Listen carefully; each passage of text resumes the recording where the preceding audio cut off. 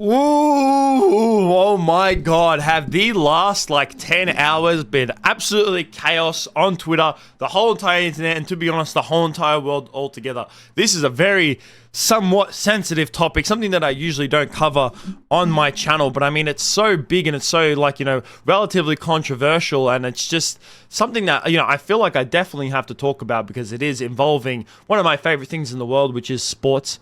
And this is involving the whole entire controversy for the female boxer in the Olympics. Now, if you don't know what's happened, there was this boxing event that happened earlier on in the day in the Paris Olympics, and it was from an Algerian boxer versus an Italian boxer. Now, I can't show any clips from the actual fight itself because the Olympics is very, very strict when it comes to reposting all their stuff from their events. So if I had to put up a clip of it, it would get definitely copyrighted and the video would get taken down. So I can't be doing that. So all I could show you is just a couple photos from the fight, and the fight itself lasted about 45 seconds after the Algerian boxer punched the Italian boxer straight in the face, supposedly breaking her nose, to which the Italian boxer went over to her corner and said that she didn't want to fight anymore. And then from this, it started a whole load of controversy. And if you haven't been on the internet, you're probably wondering, Donnie, why is that cause controversy?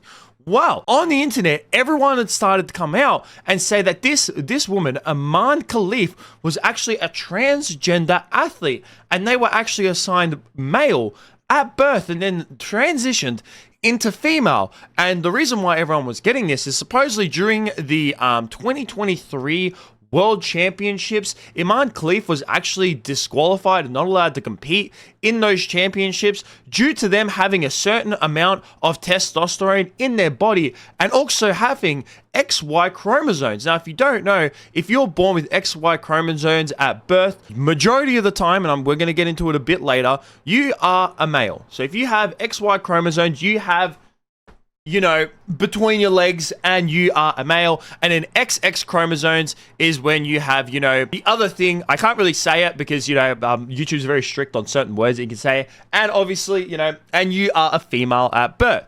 And because of that, everyone thought that this woman was actually born a male and transitioned, and everyone was in a ruckus and up about the fact that a female who was originally born as a male was able to compete in the Olympics. Now, I'm going to get my opinions when it comes to if transgender athletes should be able to compete later on. But before we do get into that and Donnie's opinions, whether you want to hear it or not, we're going to get into the facts about this. Now, at first, on surface level, it does seem that what everyone was saying about this woman was true. The fact that they were actually born a male and transitioned to a female, and everyone was up in a ruckus about it not being fair. But it actually turns out that all of this isn't true.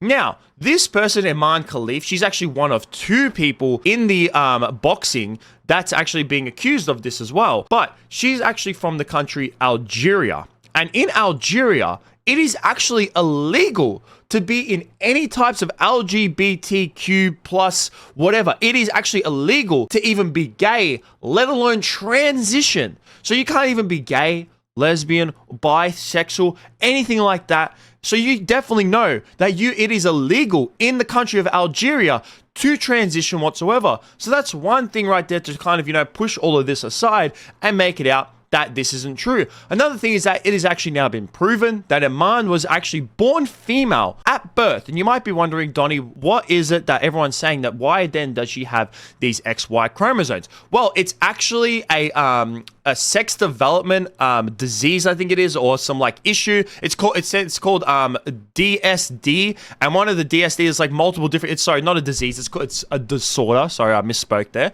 So it's a sex development disorder, and there's multiple different types of sex development disorders that you can have.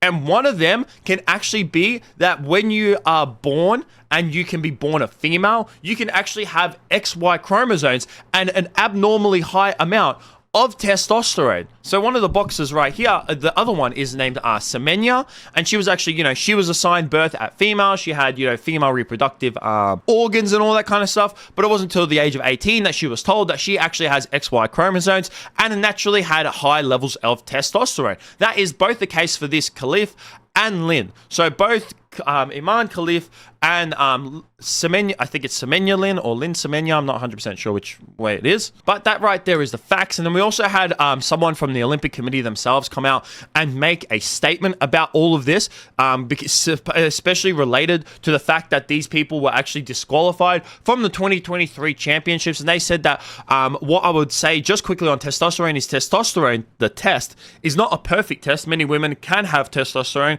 even what would be called male levels, and still be a female and still compete as women. This is not a panacea. This idea that suddenly you do one test of testosterone, each sport needs to deal with this issue. But I think we agreed. I hope we're agreed. We're not going to to the bad old days of sex testing. This would be a bad idea. First of all, when it comes to if Imane Khelif should be able to qualify.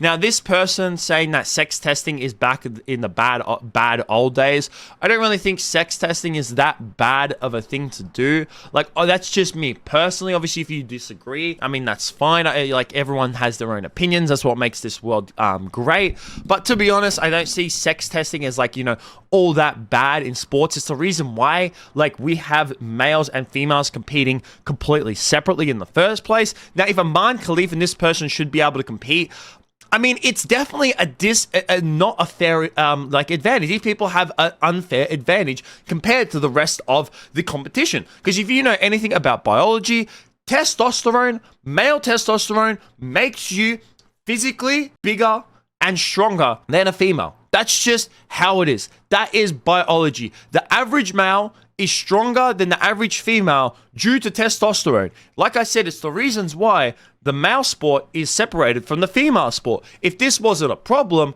then all sport would just be considered one. But unfortunately, it's not. So whether a man should be able to compete, I mean, it's very questionable, and it's more of less to, like, everyone's personal opinions, and it's very, like, touch and go, because these are obviously something that is extremely rare. Like, this is an actual birth defect, more or less, than, like, you transitioning from male to female. And, even though, obviously, a lot of people say that, you can't choose who you are, and that's absolutely fine. I believe that as well. But this is even something that you definitely can't choose. You can't choose who you are, and if you feel like you're a female and you were born a male, that's absolutely fine. But I mean, if you're born with XY chromosomes, that's something that you had no choice in whatsoever. So this person had no choice absolutely whatsoever. So the fact that they've then gone ahead and competed, is it unfair to disqualify them?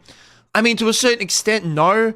Because then, like, it's just like these people have an unfair advantage compared to everyone else. Like, what if a woman who had XX chromosomes went and jacked up themselves with testosterone, they would then get disqualified because they're injecting like an unfair amount of testosterone into their blood, where these people just have a naturally unfair amount of testosterone. So it just seems like it's a bit, it's almost contradictory of the rules when it comes to female sports. When it comes to testing of whether someone is on performance enhancing drugs or not, their testosterone levels are tested to see if they have an abnormally high amount of testosterone, and if they are, they're seen as being on performance enhancing drugs. With these people, it's like they're on natural performance enhancing drugs. You know what I mean? So to me, it's like it's a very iffy kind of subject of whether these two women should be able to compete or not. But if they actually were transgender and they were male to female, I definitely think that they should not be able to compete in female sports. I mean, obviously everyone has a space, but I feel like that's the reasons why, like I said, it's the reasons why males